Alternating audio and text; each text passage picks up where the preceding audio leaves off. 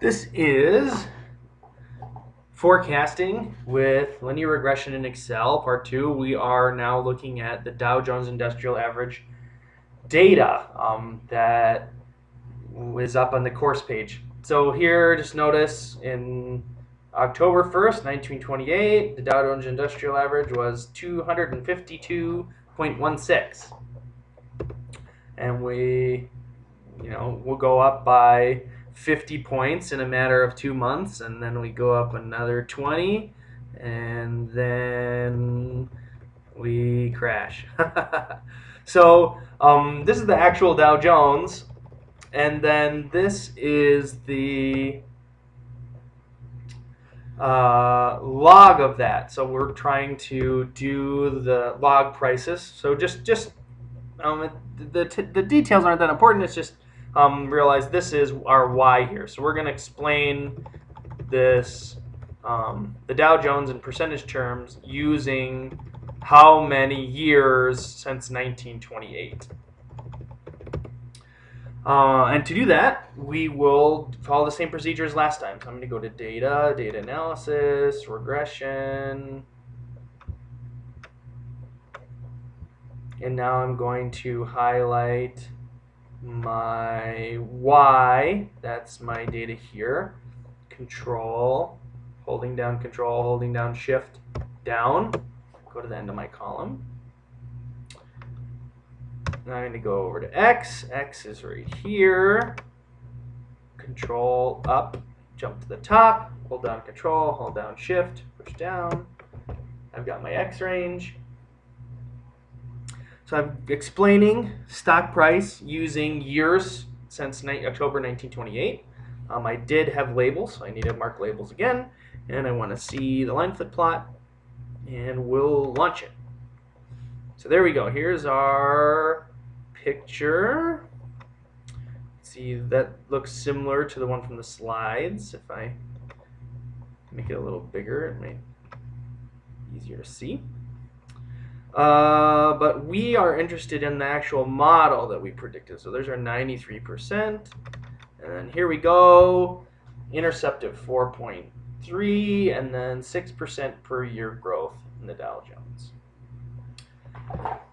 So now we are interested in making some forecasts. And we're also interested in how accurate our model is in general. So now I need to make a prediction. So I'm going to jump back to sheet 1. Oops, copy this first. So there's our model. B intercept or B0, and then here's our B1. I'm going to just paste these in the top here. So there's our model. Now I want to use that to make, I'm going to Alt-IR, insert a row here. Because now I want to make a prediction. So let's use our model to predict a Y. So equals intercept, I'm going to push F4 here to lock it in, plus B1, there's our beta, lock that in, times, now let's predict what we think the market will be using our linear model in October 1928. Now you'd say, well, why would we want to predict that? We already know the answer to that. Well, we want to see how good our model is at predicting the data we've got, so we know how accurate it is in predicting data we don't have. So there's our prediction, but I want to, now this is going to, I want this to fill all the way down. So I'm going to hold down control, push down, move over, hold down control, hold down shift, push up. Now I've highlighted that whole column, and I'm going to go to home, click here, and say fill down. So now I've got my prediction, and see we're not doing too bad down here, but in the crash and the depression era, maybe our model isn't as good. So there's our prediction of log prices of this variable. And so these are these are what our model forecasts for this time period.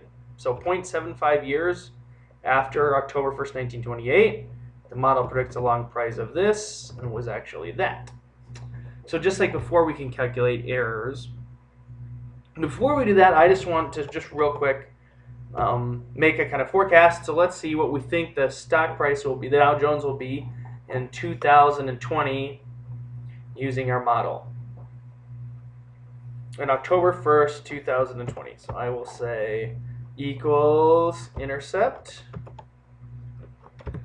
plus, now there's our coefficient, and then times, now I need how many years since 1928. So it would be 82 to 2000, and then I need to do another 20 to 2020. So 102 years.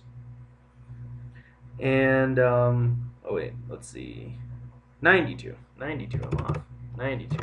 That takes us to 2020.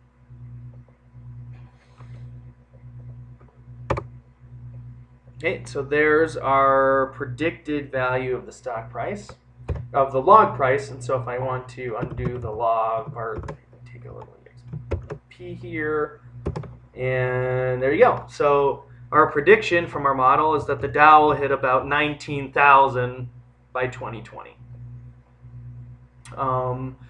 And if we want to really be exciting, we can think about, well, what about, all right, so there's 2020. What if we do 2050? Well, that would add 30 years to this, so that would be 122.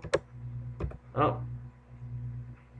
And so now we're at 119,000. So that's, if the current trends continue, that would be what the Dow is in 2050.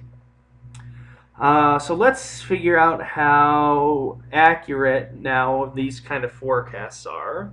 So I'm going to use those criteria from last time. So we'll have the mean absolute deviation, the mean square error, and the mean absolute percent error. But first we need, the errors themselves. So error is y minus y hat, so equals y minus, here's our forecast. So there's our error. And then now here I want the absolute value of that. And here I want that squared. And here I want this divided by, absolute value of this divided by y. Error divided by y. Okay, so we've got our things here, so now I'm going to go control down over and highlight these 4 columns, control shift up, and then fill down. So there we go, we've got a whole bunch of errors in here. And let's turn down the decimals on here.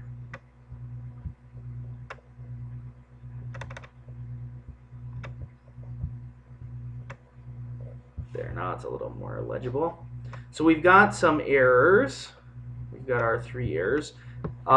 So these are the errors of the individual observations, and now for the mean, absolute mean square, and mean absolute percent error, we want the average of these. So I'm going to jump down here and say equals average, and then control shift up,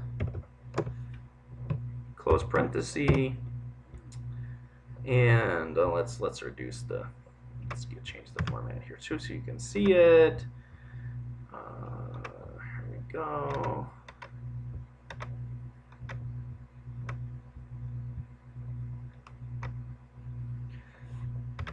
And then Control C, Control V, Control V.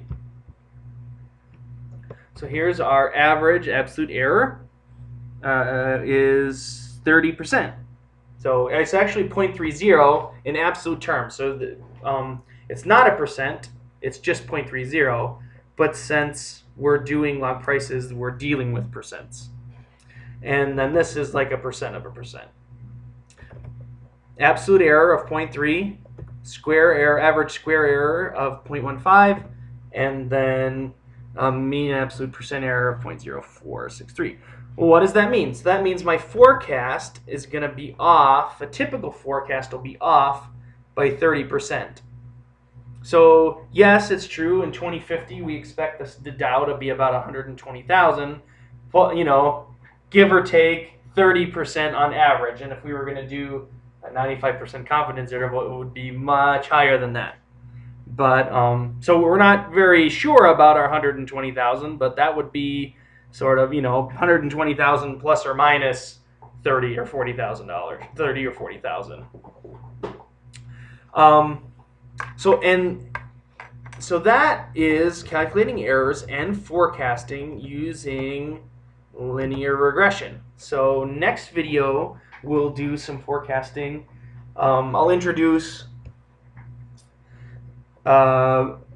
two new methods, moving average and exponential smoothing, and then show how those relate to forecasting, just as like the linear regression.